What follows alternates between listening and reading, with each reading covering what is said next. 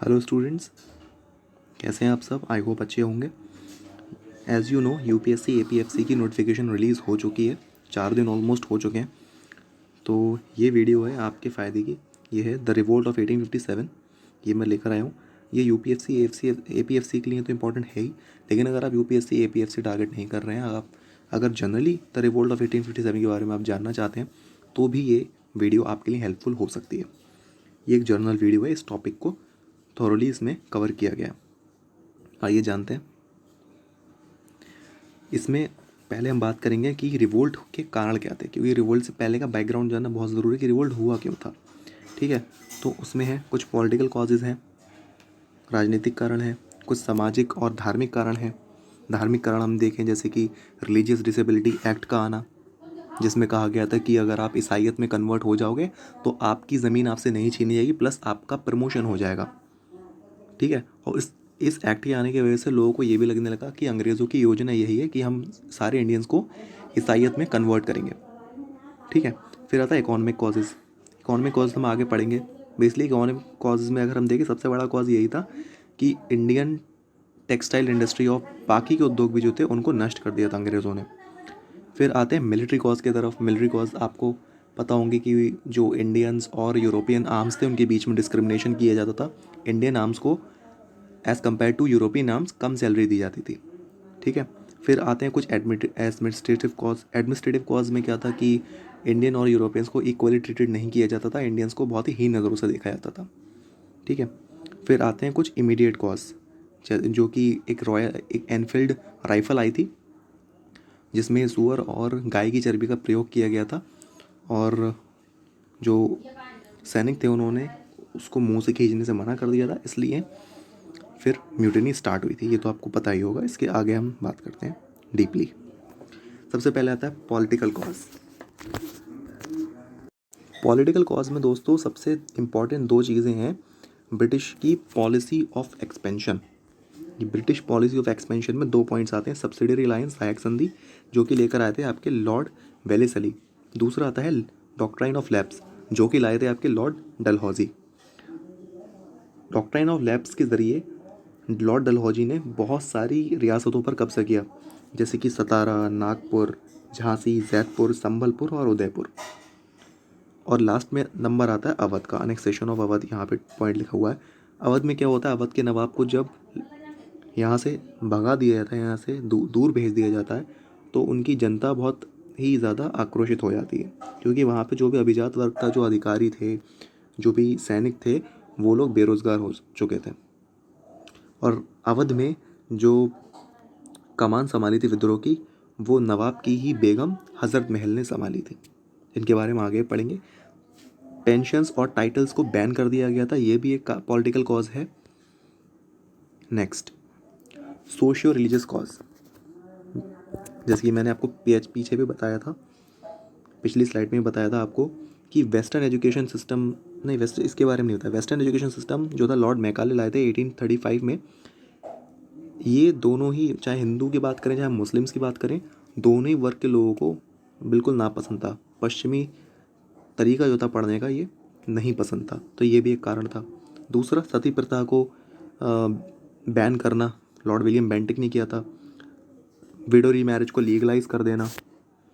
और हाँ, इन्होंने एक काम और किया था, कन्या भ्रूण हत्या को रोका था। हालांकि वो अच्छे काम थे, लेकिन लोगों ने उस वक्त इन कामों को अपने कल्चर पर खतरा समझा, इसलिए इसका विरोध किया। फिर ये इस एक्ट के बारे में मैंने आपको पीछे बताया था, ये था रिलीजियस डिसेबिलिटी एक्ट 1856। इसके अनुसार अगर आप क्रिश्चियनिटी में कन्वर्ट हो जाते हो तो आपको प्रमोशन मिलते, आपको बहुत सारे फ़ायदे मिलते थे। तो ये था सोशियो रिलीजियस बेस इस 1857 के रिवोल्ट का। Next, economic causes. Economic causes में सबसे पहले देखें हम तो ये है नए लैंड रेवेन्यू सिस्टम। मतलब लोगों पर बहुत ज़्यादा कर्ज़ लगाए गए, बहुत सारे लोगों ने कर्ज़ लिए, और उन्होंने कर्ज़ लिए क्योंकि उनके ऊपर बहुत ज़्यादा हाई अमाउंट ऑफ टैक्स लगाया गया, जो कि लोग पे नहीं कर पा रहे थे, किसान लोग। तो उन टैक्स को पे करने के लिए लोगों ने लोन लिए, किसानों ने लोन लिए, लेकिन वो लोन को भी नहीं चुका पा रहे थे, तो उससे उन लोगों का बहुत ज़्यादा एक्सप्लॉयटेशन हुआ। कमर्शलाइजेशन कर दिया गया एग्रीकल्चर का।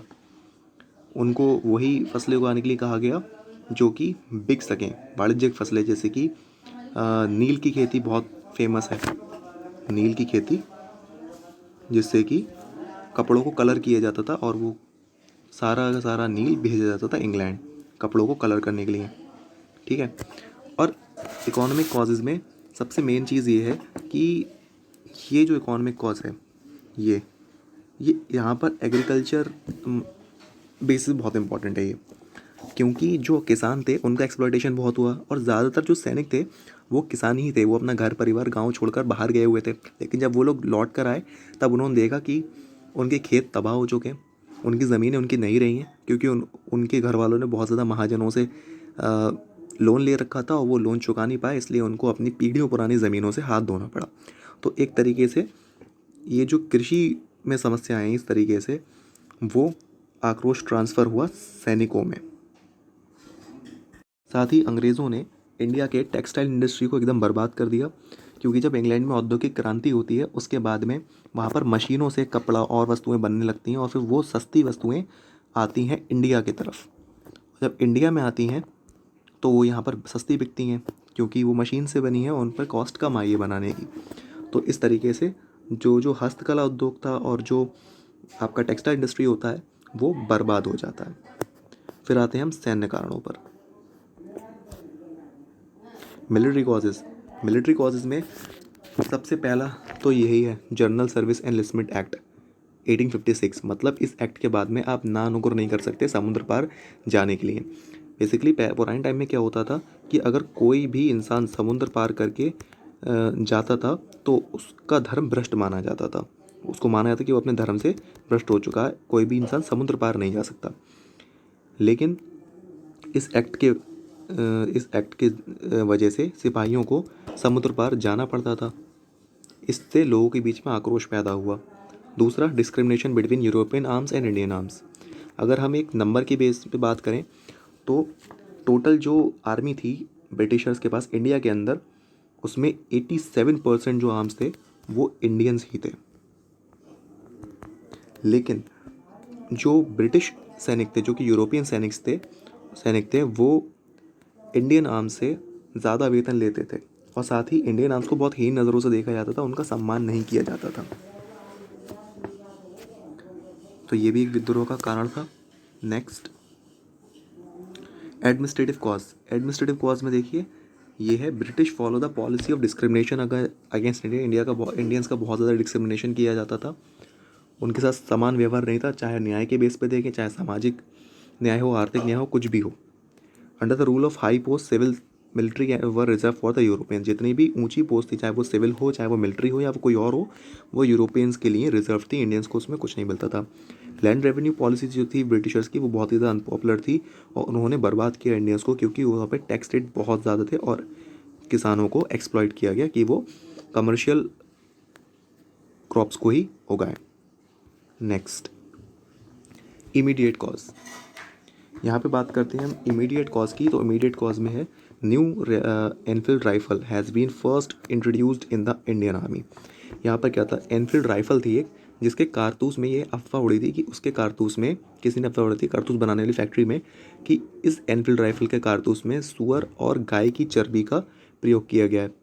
और देखो, सुअर और गाय की चर्बी का प्रयोग किया गया था, तो इसके खिलाफ तो पूरा इंडिया हुआ, क्योंकि मुस्लिम्स भी नहीं मानेंगे और ना ही हिंदू ऐसा करने वाले। इससे सैनिकों के बीच में आक्रोश हुआ। बहुत सारे सैनिकों ने इसको मुंह से खोलने से मना कर दिया। ठीक है। और फिर क्या होता है, जो बैरकपुर के सिपाही थे कलकत्ता में, उन्होंने इसको मुंह से खोलने से मना कर दिया, क्योंकि वहाँ पे सुअर और गाय दोनों की चर्बी लगी थी। इनमें मेन नाम आता है मंगल पांडे का हिस्ट्री में। मंगल पांडे एक ब्राह्मण थे, उन्होंने इसको मुंह से खोलने से मना कर दिया था और उसके बाद उन्होंने अपने एक अंग्रेज अधिकारी को गोली भी मार दी थी, जिसके लिए उनको फांसी पे चढ़ाया गया था। उन्होंने 2 आर्मी ऑफिसर्स की हत्या की थी। फिर 34th नेटिव इन्फेंट्री रेजिमेंट के जो सिपाही होते हैं वो लोग भी विद्रोह कर देते हैं, इसलिए उनको सज़ा दी जाती है। इससे और जो बैरक के सिपाही थे उनमें गुस्सा फूट पड़ता है। नेक्स्ट, यहाँ पे लिस्ट दी हुई है कि कहाँ कहाँ पर रिवोल्ट स्टार्ट हुआ था और वहाँ पे कौन इंडियन लीडर थे और कहाँ किन्होंने उनको सप्रेस किया था। सबसे पहले आता है नाम दिल्ली का। दिल्ली में थे अपने बहादुर शाह जफ़र, क्योंकि सारी जगहों चाहे मेरठ से ये विद्रोह सबसे पहले शुरू हुआ था और मेरठ से लोग दिल्ली पहुंचे थे और बहादुर शाह जफ़र को अपना लीडर चुना था। यहाँ पे सप्रेसर थे जॉन निकोलसन। दूसरा आता है लखनऊ। यहाँ पे अवध के नवाब की जो बेगम थी, बेगम हजरत महल, वहाँ इन्होंने विद्रोहियों का नेतृत्व किया था। यहाँ पर इस विद्रोह को सप्रेस किया था हेनरी लॉरेंस ने। फिर तीसरा नंबर आता है कानपुर का। फिर विद्रोह कानपुर पहुँचता है। कानपुर में थे नाना साहेब और यहाँ पे सप्रेसर थे सर कॉलिन कैंपेबल। इसके बाद आता है झांसी और ग्वालियर, जहाँ पे रानी लक्ष्मीबाई लड़ी थी और यहाँ पर थे तात्या टोपे। तात्या टोपे दोस्तों एक क्वेश्चन पूछा जाता है बहुत सारे एग्जाम्स में, गोरिल्ला वॉर के लिए किसे जाना जाता है, तो गोरिल्ला वॉर में सबसे ज़्यादा निपुण सिपाही जो थे वो थे तात्या टोपे। और यहाँ पर जो सप्रेसर थे वो थे जनरल ह्यू रॉस। फिर आता है अपना बरेली। बरेली में जो इंडियन लीडर थे वो थे खान बहादुर खान और सप्रेसर थे सर कॉलिन कैंपेबल। फिर इलाहाबाद और बनारस तक पहुंचता है विद्रोह। यहाँ पे मौलवी लियाकत अली ने विद्रोहियों को नेतृत्व प्रदान किया और यहाँ पर जो सप्रेसर था वो था कॉलोनल ऑनसेल। फिर आता है बिहार। बिहार में थे कुंवर सिंह इंडियन लीडर और विलियम टैवलर ने यहाँ पे इस विद्रोह का दमन किया था। नेक्स्ट,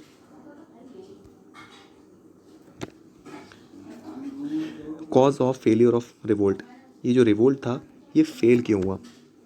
फेल होने के कारण है ये लैक ऑफ क्वालिटी लीडर्स। जो विद्रोही थे उनको क्वालिटी लीडर्स नहीं मिले। ये लोग इकट्ठे होकर गए और बहादुर शाह जफ़र को अपना नेता चुन लिया, लेकिन उनको कुशल नेतृत्व प्राप्त नहीं हुआ।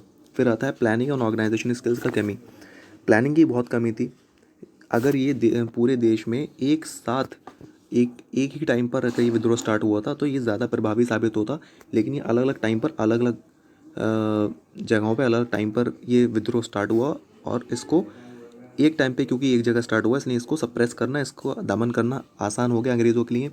फिर इंग्लिश लोग जो थे, जो यूरोपियंस थे, उनके पास बेहतर हथियार थे और मटेरियल था वॉर का, लेकिन इंडियंस के पास उस वक्त कोई ऐसा रिसोर्स नहीं था। Lack of unity among Indians, एकता की कमी इंडियंस में, जैसे कि मैंने यहाँ पे लिखा भी है। जो नेटिव इंडियंस थे जैसे कि सिंधिया हो गए, ग्वालियर के, होलकर हो गए इंदौर के, निज़ाम ऑफ हैदराबाद, जोधपुर के राजा, पटियाला और कश्मीर के राजा, इन्होंने और बहुत सारे बड़े ज़मींदारों ने ब्रिटिशर्स का साथ दिया था इस रिवोल्ट को सप्रेस करने में। Next, impact of revolt. Political impact की अगर हम बात करें तो लिक्विडेशन हो गया था इंग्लिश ईस्ट इंडिया कंपनी का। ईस्ट इंडिया कंपनी वैसे भी दोस्तों ख़त्म होने ही वाली थी, लेकिन कह सकते हैं कि इस रिवोल्ट ने एक तरीके से कैटलिस्ट का काम किया था इस कंपनी को ख़त्म करने में। The revolt, the act of the better government of India 1858, it was rushed through the British Parliament which transferred powers from the company to British Crown. The act laid down that India shall be governed by in the name of sovereign through the Secretary of State of India assisted by council of 15 members। 15 members की council बनाई गई थी India को चलाने के लिए और India अब सीधे ब्रिटिश क्राउन के अंडर आ गया था और जो ईस्ट इंडिया कंपनी थी वो अब ख़त्म हो चुकी थी। और ये सब दिया गया था क्वीन प्रोक्लेमेशन। क्वीन उस वक्त थी queen Victoria. Next, government of India act आता है इसी के बाद में, जिसमें सबसे इम्पॉर्टेंट फैक्ट की अगर हम बात करें तो जो गवर्नर जनरल ऑफ इंडिया थे उनको वाइसरॉय बनाया गया था। सबसे पहले वाइसरॉय बनने वाले थे कैनिंग। लॉर्ड कैनिंग को गवर्नर जनरल ऑफ इंडिया से वाइसरॉय बनाया गया था इस एक्ट के थ्रू। फिर रिकॉग्निशन ऑफ आर्मी। आर्मी के अंदर यूरोपियंस आर्म्स की संख्या बढ़ाना शुरू की इन लोगों ने और इंडियन आर्म्स की संख्या को कम करना शुरू किया। सोशल और कल्चरल इम्पैक्ट हुआ कि अंग्रेज़ों ने अब कहा कि हम आपकी सामाजिक और धार्मिक परंपराओं में हस्तक्षेप बिल्कुल नहीं करेंगे और ये वादा किया। डॉक्ट्राइन ऑफ लैप्स को वापस लिया गया। Next, significance of revolt. There was a complete cooperation between Hindu and Muslims at all the level to people among soldiers and among the leaders। Hindu Muslim एकता सबसे पहले इस रिवोल्ट में देखने को मिली। Unity shows the spontaneous raising of last Mughal king Bahadur Shah Zafar to the leadership of country the synchronised the Hindu Muslim unity at national level. इसने Hindu Muslim unity को नेशनल लेवल पर देखा और सिंबल बनी पॉलिटिकल यूनिटी की।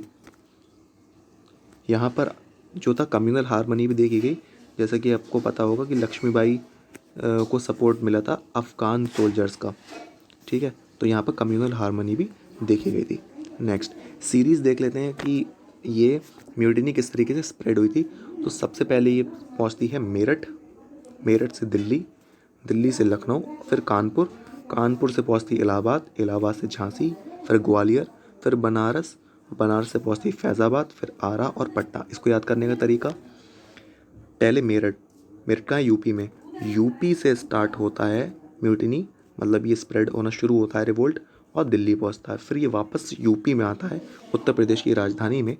सॉरी, कानपुर को मैंने कानपुर लिख दिया, ये कानपुर है, ठीक है, सॉरी कानपुर व्यूअर्स।